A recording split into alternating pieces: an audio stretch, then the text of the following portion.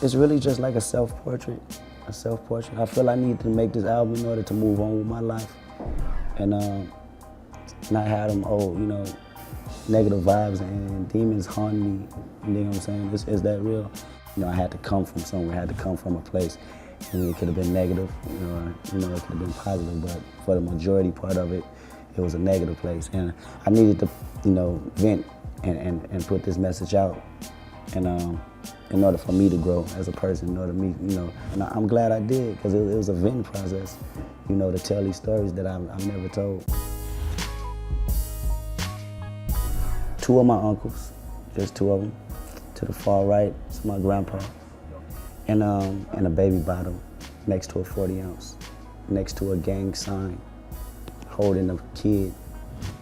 Like it's not just music to me. It's not just music to me. Like, this is a story about, the youth and people that they call delinquents, in my city.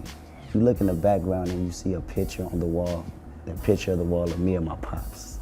And the eyes blanked out, that's for my own personal reasons. You'll probably hear about that in the album.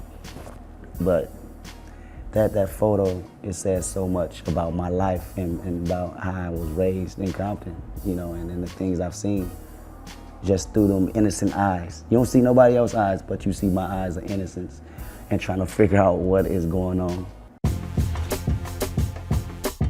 Man, it's crazy. It's actually easy because he understands. He came from that world where radio wasn't playing his music, so he went out, and made his own definite sound that stuck, forever. And he understands that, he understands I come from a place of originality.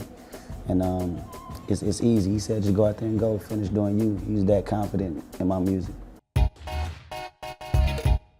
I could put whatever song I want on the mixtape and give it out for free. Whether it's a James Brown, Isley Brothers, or whatever record I sample, business. You put that on the album for sale through a record label, and it's not cleared through these people, the publishers of James Brown and Isley Brothers, you will get sued. That goes hand in hand why I changed my date to the 22nd, because this one sample wasn't cleared in time to put it out October 2nd. I be hating the politics of that sometimes, but you gotta do it.